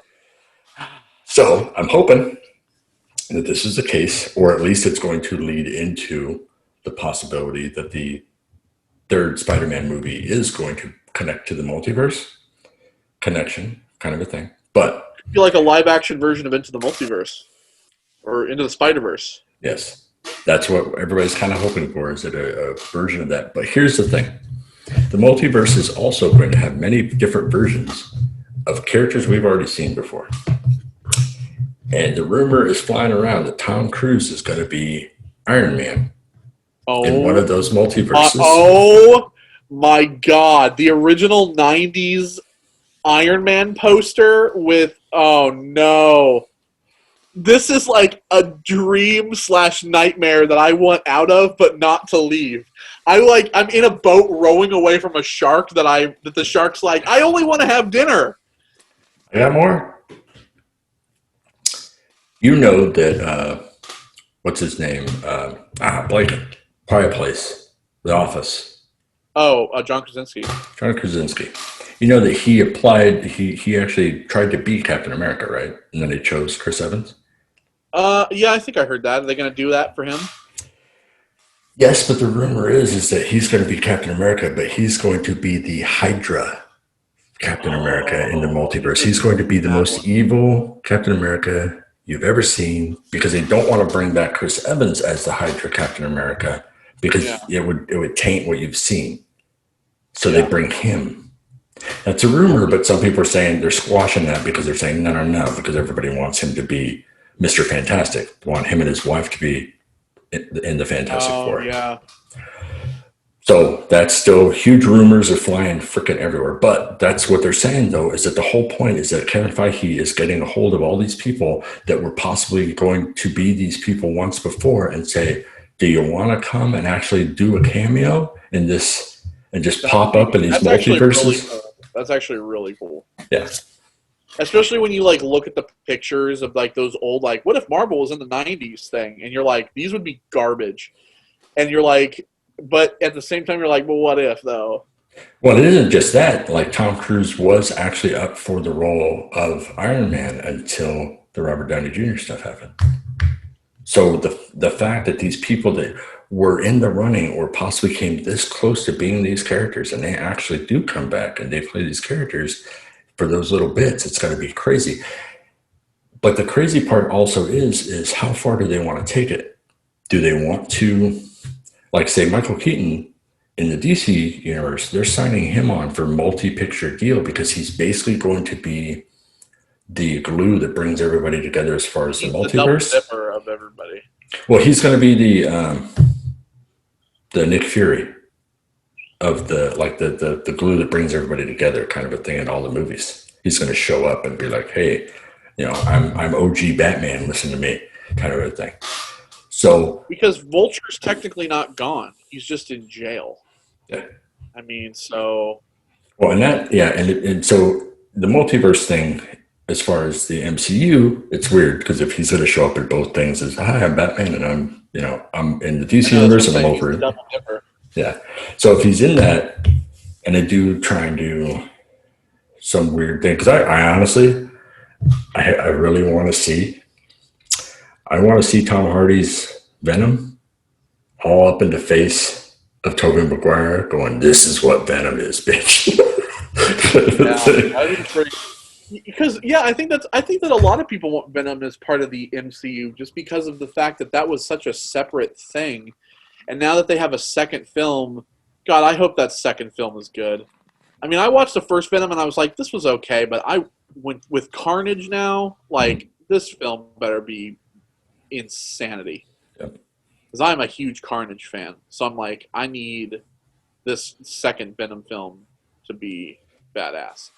So that's just what I know so far about at least the Marvel Cinematic Universe of what they're trying to do with the possibility of fighting as far as multiverse. But still with the DC stuff, when they got Ben Affleck to agree to be in the Flashpoint movie, he agreed to it only if he could look at the script and make some revisions, because it was always planned for something like this to happen. So he wanted to make sure that the vision that that they originally had from the other movies kind of carried over. Yeah. And so in doing so, there's still the rumor, it's still up in the air, but there's still the rumor that Ben Affleck may be on the fence of, or it may already be signed and just secret as hell, that he is going to do his version of Batman, but as an HBO Max miniseries. Kind of an 8-episode thing. That I don't know if. See, now here's the thing. I don't know about if that rumor could be true, because with HBO Max, they're going to do the Gotham Police thing. That's going to be the prequel to. That's the point of the multiverse. That's why they said that with this multiverse, the Gotham thing is connected to the Batman. Yeah. His thing is going to be a totally different universe of Gotham. Because I think one of the biggest rumors I think everybody wanted was that Joker was going to be connected to the Batman, but it's not, and I think that's kind of a disappointment because of how well done that film was with how good the Batman looks. I think it's like everybody's like, can we get Phoenix's Joker and Robert Pattinson's Batman to just beat the shit out of each other, please? Yeah. But it's not going to happen. It's that DC Dark. Listen, DC, if you're watching this video, we want Batman Beyond and DC Dark. Marvel, if you're watching this, I want Marvel Zombies. Where is my Marvel Zombies film? You had this line forever. Bring it to me. I want it. I don't care about everybody else. I want it. I want the Marvel Zombies. I want Zombie Wolverine. Where is it? They just released the pops at my store, the Zombie Wolverine, but that's besides the point. Okay. See? Still doing it. But here's the thing, as far as all of this happening, because of COVID, it's going to be stretched out, and it's going to take a while before we even see fruition of any of this crap. So, of course, that just means that all the YouTubers are going to be, they're just going to come up with all the rumors out of nowhere. It doesn't matter if they're true or not. If one person says it, the other, oh, well, let's speculate and get as many clicks as we can, kind of a thing. And that's the issue that the Spider-Man thing was mind-blowingly such a cool idea. Like, let's bring all the Spider-Mans that we've had together. So, I mean, I think it's a cool idea. I think you know what I think it is? I think it's a lot of it is mostly fan service. It's the idea of like people. It's like I feel like Marvel's a little self-aware at this point. Where they're like, we know about the Spider-Man memes. Yeah. It's like we bring Toby back and he makes like a cameo type thing. I mean, I do like that Jamie Foxx is coming back as Electro, because I think that this is going to be the idea that they're going to be able to redo that and maybe do it better than they did in Amazing Spider-Man. What was it? 2? 2 was the one that had it, right? Yeah. To do it better, not make them blue this time, is going to be just fantastic. Well, and that's the thing too, is that with what they're capable of doing, they're not, if they do, and if they actually connect it with the Multiverse of Madness, they can show you a version of the Tobey Maguire Spider-Man that's not from that exact universe that we watched. Exactly, which is why what you said, the Tom Hardy Venom, put him in there. There it is. Yeah. The take that idea, put that in that movie where Tobey Maguire's Spider-Man is fighting Tom Hardy's Venom, and that's ultimate fan service for that little bit of it. Yeah. So cool. And then with the fact that Electro is not going to be blue, that means it is a different version of Electro from a different universe. Yep. That is not, the Garfield one. It's crazy that when you look at those situations where it's like everybody's going to be going, wait, what's going on? And they're going to have to absorb all that to the point where they're going to I need to watch this movie again. I'm going to pay again. I want to go see this 3, 4, 5 times because there's stuff I know that I missed. That's going to be the case. Who was the first villain in the first Spider-Man? Was it Reptile? or who the hell? What was his name? Oh, the lizard? Yeah, Yeah, I think so. Wait, in which Spider-Man? Now you got me the first confused. Amazing Spider-Man, the first Amazing Spider with Andrew Garfield. Yeah, I believe it was lizard because wasn't it? Like, was he called Reptile? I can't remember. No, it's lizard. It's the lizard. It's The Connors lizard. became the lizard. Yeah. He is the lizard. I am the lizard. Yep. Yeah, and that was I don't know, and that's the thing for me is that if it becomes that point, that makes sense because when you're sitting there turning around and making, you're not just showing everybody that the versions of Spider-Man that different people like different Spider-Man, different people like different Batmans. It makes it to where the one you liked isn't invalid. It means that every version is valid in some way for everybody that they liked. And that Yeah, also means that the companies that own them make more money because you want to go out and rebuy all the things. You want all the yeah, Spider-Mans. You don't just want the newest one because those old ones, oh, who cares? I want the ones that are connected to the MCU. Well, guess what? This movie just made all those old ones connected to the MCU. yep. Might as well have them in your library. I mean, I own all of the first five Spider-Man films that weren't part of the MCU, but I don't watch them all that much. I just own them for continuity's sake. Yeah. Look at here, I'm ahead of the curve. Yeah. I'm part of the continuity now.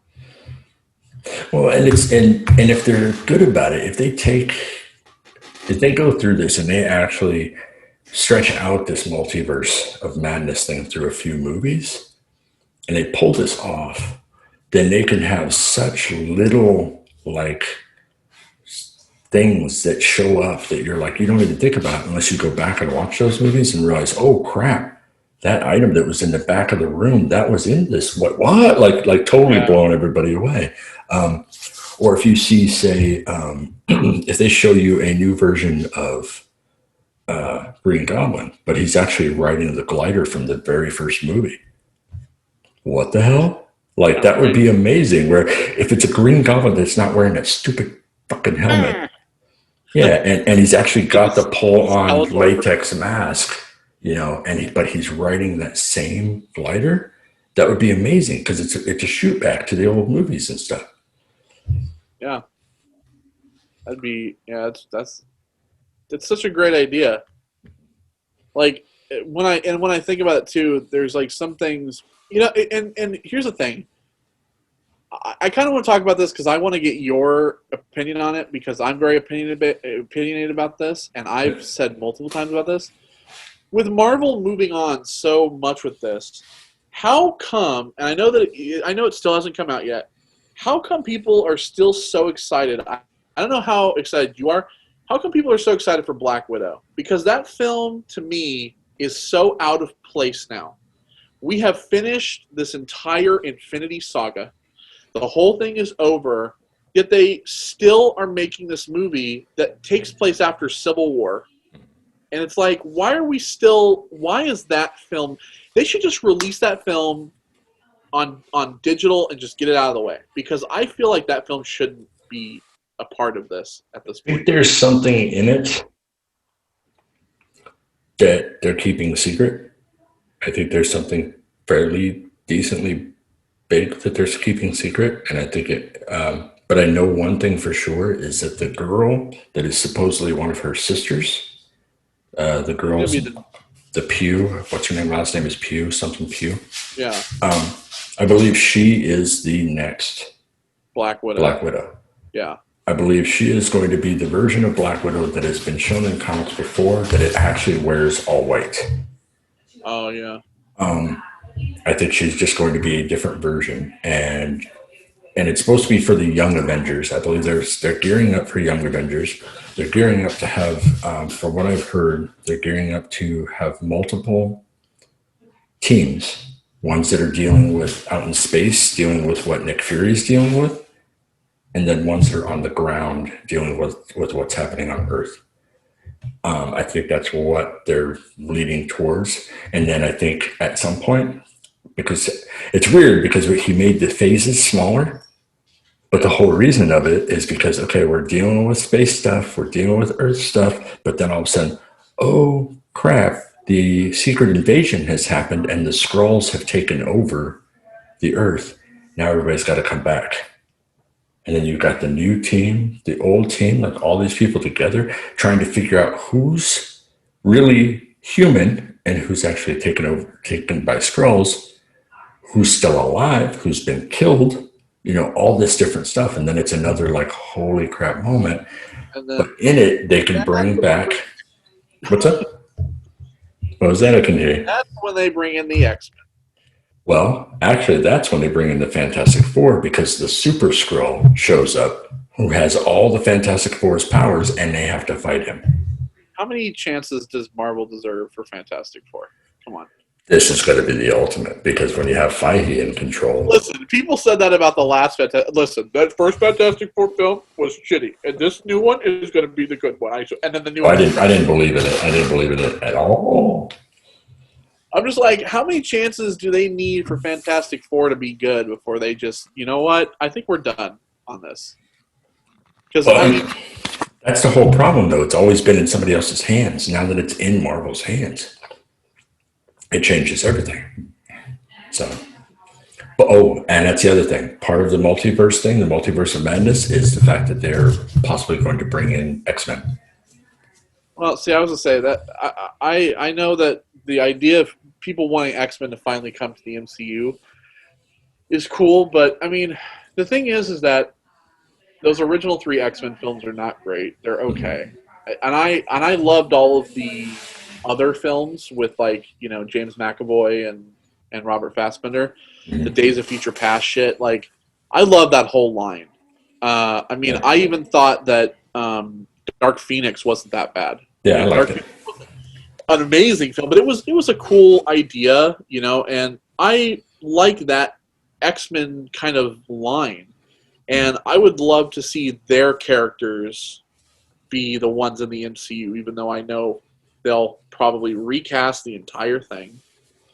The real question is with this MCU, where's the New Mutants sit at this point? Yeah, exactly. Nobody knows for sure whether that's just going to be like, hey, let's make a little money off it, but then sweep it under the rug. The only thing I'm looking forward to, though, is if the whole point is to solidify their different multiverses, if the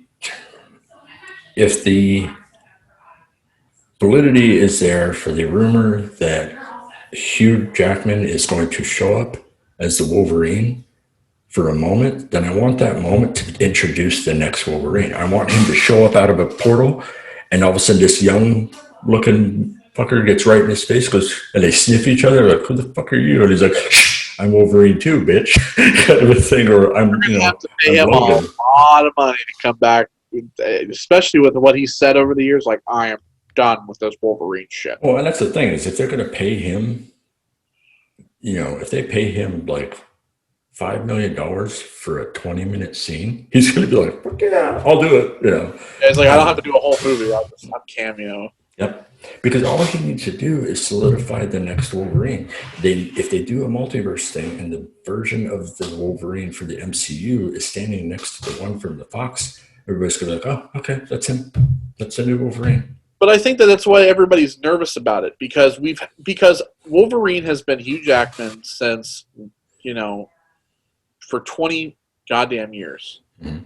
And I think that everybody's like, listen, you can recast Cyclops, you can recast Storm, it's like whatever, but recasting Wolverine is like such a monumental task, because this guy has been like, everybody loves him. He's the perfect Wolverine. Just the way he looks, the way he acts, it's been perfect. So you have to find somebody who has that same kind of, I don't want to say Hugh Jackman energy, but it needs to have that same energy that he brought to that character. Yeah. And I think that that's one of the reasons why so many people are nervous. And I think Marvel is probably just as nervous. Yeah. Because they know that if they fuck this up, that nobody is going to, the whole Wolverine thing, it's going to get thrown right back in their face. Well, I've imagined it to myself how I would direct it, how I would do it. And I would have it where you have Hugh Jackman show up. There's a big baddie, somebody they got to deal with, right? So they're pulling different people from different, portals or whatever. They pull in Hugh Jackman, and then they bring in the MCU version of Wolverine, and they both go berserker rage on a whole bunch of people. And you see how alike they are. You see how their movements are alike. You see Yeah. their attacks jumping through the air. Their scream, their everything. And then when they're done, you see a portal open up, and Hugh Jackman turn and look at the other guys and look at the new Wolverine and go, I like this kid, like that. And before he goes out of the portal, they'll go, but he's you. He goes, nobody's me. And then he walks out the portal. Oh, what a great line! Nobody's me. Oh, everybody would cry. That'd be But, the ultimate tearjerker. but it But would still be perfect because once everybody goes, okay, we understand. Nobody is him, but this is a new Wolverine. This is the one we got. now the other question is, because this is a question you're going to have to answer when it comes to, especially with recent stuff, especially with the Wolverine, with Logan. How are you going to dial that violence back in the MCU? Because they have brought, especially with Logan, that film was extremely violent. Well, and And that's the thing. That's the Fox. That's I know, when he but says but nobody's people love me. that. That's the thing. People love that Wolverine. That's I think what people wanted, because with X-Men 1, 2, and 3, those films were very tame Yeah. with Wolverine. And I think that people want there to be, they want Wolverine unleashed. They want to be able to see that. With Deadpool, the reason why Yeah. Deadpool worked was because they could make it and it could be super violent and it Mm. didn't have to be a part of the MCU. But when it comes to Wolverine, I think people are so used to the violence of Wolverine now that it's going to be hard to tame him again. So that people are going to go, well, now they've just dialed him back again Yeah. Yeah. after so long wanting something like Logan to come out. Yeah. Well, and that's part of why they did the thing the way they did. Um, if you look at the way MCU has handled their big baddies and their armies that came in, like the first Avengers movie, these were all alien robot looking things that they could tear apart, no blood. They could rip them Yeah. limb from limb. There was a reason they did that. So it wasn't the heroes killing people. It's going to be a situation like that too, where it's like, that's why when you have an invasion, a secret invasion, you have nothing but Skrulls that are aliens that have already killed people. They solidify that they kill people, to have taken over and have become them, the senators, the whatever. And you got Wolverine able to sniff them out and know who's real and who's not. He's going to be slicing those guys to nothing. It And of don't course, it's all going to matter. be like blood or purple blood or whatever. It's not going to be actual blood. Yep. Yeah, that's a good Yeah. point. That's a good Yeah. point. And that's what I'm hoping for. I'm hoping that you're just gonna be like, okay, unleash the Wolverine. You got the Hulk squashing the crap out of people, ripping them. Like, why not have Wolverine just because some of that too is all about the camera angles. When you slice, as long as if you show the blood, but you're not really showing like the opening up type of a thing like that, and you realize that, oh, he's just cutting through everybody. Yeah, but you don't have to really show the cutting through everyone. It's the same thing as somebody coming in like in a good samurai thing. You see the sword go, you see the slice, you see the blood, but then they just go down. You know the carnage that has happened. Might as well do it that way too. But I mean, the thing is, it's like with Logan, how you see that opening scene where he's just cutting arms off. It's like, the claws, they go through everything. So it's like they're gonna have to show decapitation, man. It's like they are gonna have to work their way around that, just because of the fact that it's like, and Logan's a film that I watch on a regular basis, just because I'm like, I just need that badass like Wolverine essence, where it's like, I love that scene, the limo scene. It's just like, that's the epitome of what I wanted to see when it came to Wolverine on film. It's like, this guy literally just says, please don't do this shit. I don't have time for this. I don't want to hurt anybody. And then there's like 50 bodies afterwards, It's like, so yeah, I think that it's going to need to obviously be a stylized violence. Yeah. Well, and you plan it accordingly. Like there's a difference between, I mean, Wolverine is not always this berserker person in the comic.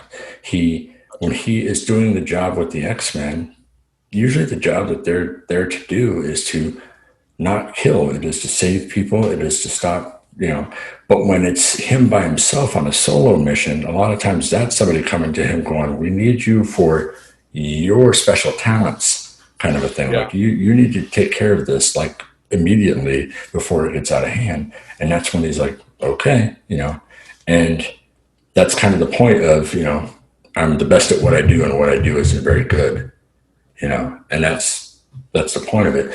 So there's it's almost at the same instance of Batman, Affleck's Batman coming to realization of what type of a hero he wanted to be when he saw Superman's sacrifice in the movies. Then he realized that's who I should have been. This is who I need to be from here on out. It's the same thing with Wolverine. He was that berserker crazy person in the beginning when he was with Sabretooth and everybody.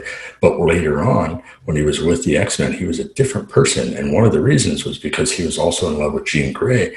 He was not going to be that berserker, slice everybody up in front of her. That's true. There's no way. So if you show that in the beginning too, with this new Wolverine, where he meets Jean Grey and he's like, "How you doing?"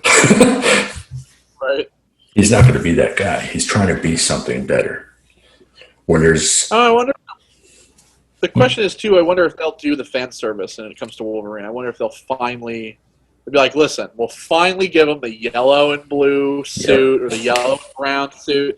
Like, are they gonna finally like listen?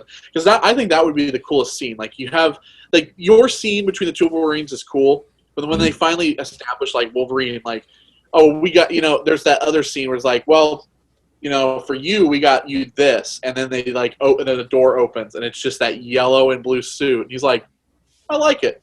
And it's like, can you imagine what that's gonna look like if they actually finally do that? yeah. Well, and I'm not even sure exactly if they're going to do fan service and they're actually going to do it proper, where his costume, depending on when he actually got it in the comics, it may have been before he was even an X-Men, one of those costumes. So it might have been when he was in Canada at one point. So it's very possible that he's going to bring the costume himself.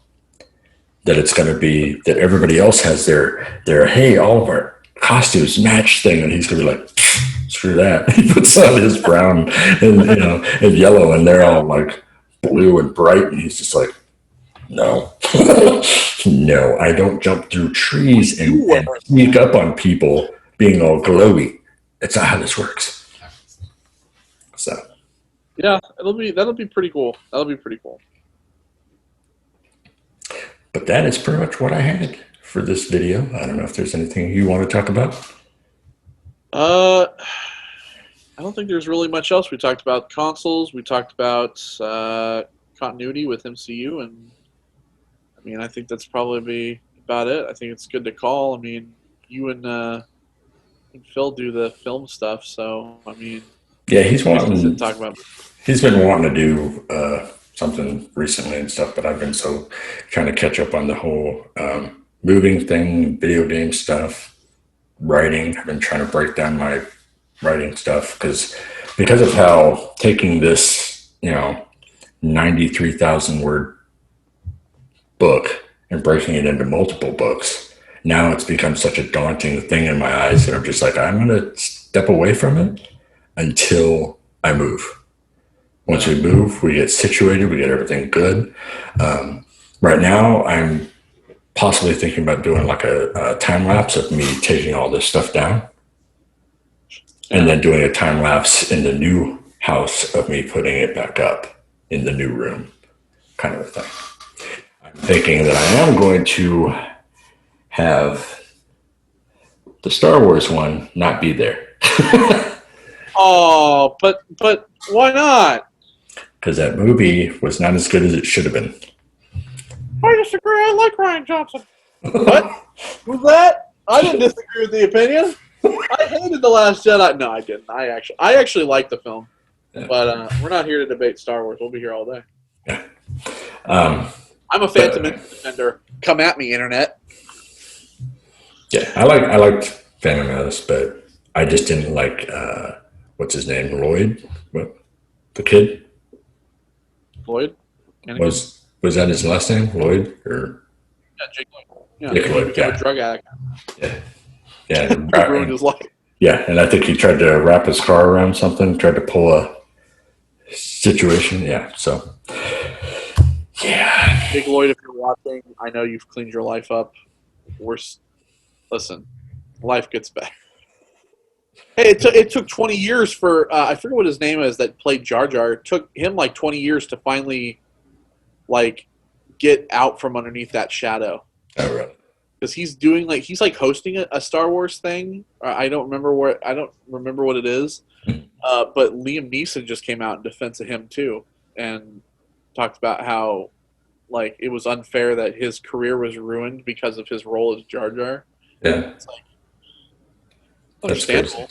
Like I understand people hated the character, but man, fandom. It's just Yeah, I'll miss you, Last Jedi poster. but it's Rise of Skywalker. That's Rise of Skywalker. It's red and white. Yeah, Well, I can't even see the. I Listen, know it's so small. Rise. It's so oh my! small. It's because I couldn't even see. I couldn't even see it. Well, but Rise of Skywalker was all blue and black. That poster's red and white. Why'd they do it the same color as Last Jedi? Where'd you buy that? I'm gonna yell at the person who made it I think it was Walmart actually. because I couldn't even see the Star Wars logo because it's literally I can't see blues on blacks because I'm colorblind. Yeah. Yeah, I literally can't even see that it says Star Wars. I see the little white text, but I can't even make out that it says The Rise of Skywalker. Oh, well, that makes sense because I see the Knights of Ren now. So, okay. Yep. So that's why I want to get rid of that because I'm not happy with the way things, especially after what Daisy Ridley said. That was they were still in the middle of filming. As they were filming, they were making changes to the script. And she said they still weren't until it was close to filming time or halfway through the movie or some crap. They hadn't decided yet whether they were going to still go with her being related to Obi-Wan or the Emperor. I think they should Everybody's have not pissed. related to be honest. Well, the whole thing is everybody, for fan service reasons, everybody thought that she should have been related to Obi-Wan because it would have been the lineage of Obi-Wan and the lineage of Anakin working together to destroy the Emperor. Yeah, but see, we could make a whole. See, I'm saying we can sit here all day. It's just the reason I don't think she should be related to Obi-Wan is because Obi-Wan had nobody. He had no children with anybody. We already know that from every film we've seen. So to just bring that in would just seem so weird. Yeah, but if it could still be a lineage that Obi-Wan had a brother who Oh had a boy, kid. It's still no. it's still genetic. Brother's name, Johnny Wan Kenobi. Obi two. Obi Kenobi. Obi Trice. Oh no! It's Obi Trice. It's all connected. The Illuminati is real. Oh my god. All right, and with that, we're gonna say goodbye, peoples. Yeah, I think we've delved off the deep end. I don't think it's a day to debate Star Wars. I think we should just call it here. Yep. All righty then. Well, you will see more of Ian because I'm going to bring him on more. We are going to hang out and talk more about all this cool stuff as video game stuff starts happening. And he's going to have the systems way before me, so we're going to have chats about how that stuff runs. So Yeah, I think we'll probably do a good podcast on once I have both systems. I'll probably talk about how well they work when I have them in my hands. So, I mean, obviously you're going to be moving. I probably won't be on until after the end of the month. And once you're able to get everything back and situated, the next time you see us together, we'll probably be talking about how the systems are working because I'll probably have them up and running by then. So sweet, that'll work. Mid-November-ish. All right, so goodbye, everybody. See you later.